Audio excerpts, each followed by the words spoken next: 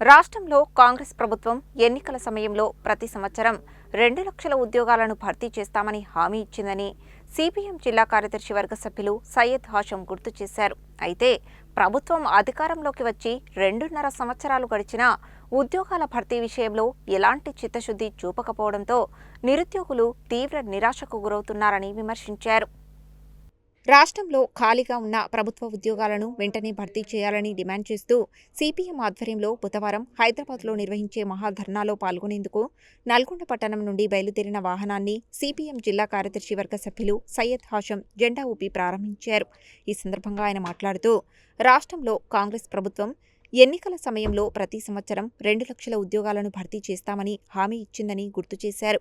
ఈ హామీలను విశ్వసించి నిరుద్యోగ యువత కాంగ్రెస్ పార్టీకి మద్దతు ఇచ్చిందన్నారు. అయితే ప్రభుత్వం అధికారంలోకి వచ్చి 2.5 సంవత్సరాలు గడిచినా ఉద్యోగాల భర్తీ విషయంలో ఎలాంటి చిత్తశుద్ధి చూపకపోవడంతో నిరుద్యోగులు తీవ్ర నిరాశకు గురవుతున్నారని విమర్శించారు.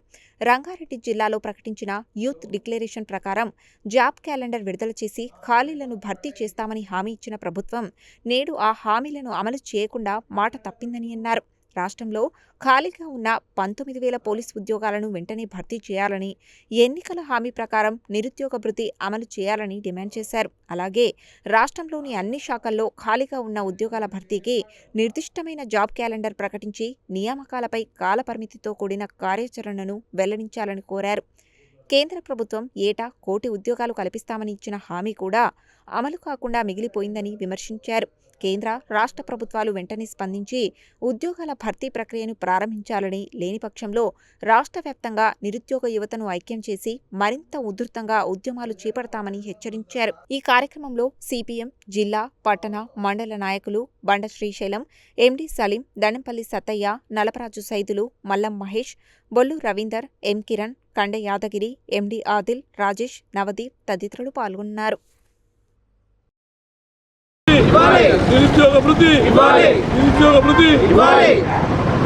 భర్తీ చేయాలి. ఖాళీగా ఉన్న ఉద్యోగాలన్నింటిని వెంటనే భర్తీ చేయాలి. ఖాళీగా ఉన్న ఉద్యోగాలన్నింటిని వెంటనే భర్తీ చేయాలి. ఖాళీగా ప్రకటించి ఇప్పటి వరకు ఉద్యోగాలు ఫిలప్ చేయకపోవటం అనేది రాష్ట్రంలో ఏదైతే ఇచ్చిన వాగ్దానాలు అమలు చేయకపోవడం, రాష్ట్ర ప్రభుత్వం అలా 2.5 సంవత్సరాలైనా కూడా జాబ్ క్యాలెండర్ అసలు జాబులు ఫిలప్ చేయకుండా రాష్ట్ర ప్రభుత్వం, కేంద్ర ప్రభుత్వం అసలు ప్రకటించిన దాన్ని బట్టి కేంద్ర ప్రభుత్వం 2 కోట్ల ఉద్యోగాలు ఇస్తారని చెప్పి అది తుంగలోకి తొక్కి మొత్తం దేశాన్నే ప్రైవేటీకరణ చేసే పరిస్థితిలో ఇలా చలో యూత్ అంతా కూడా చలో ఇందిరా పార్క్ అనే కార్యక్రమంతో తీసుకున్నాం. జాబ్ క్యాలెండర్ ఫిలప్ చేయాలి, అట్లనే నిరుద్యోగ భృతి ఇవ్వాలి.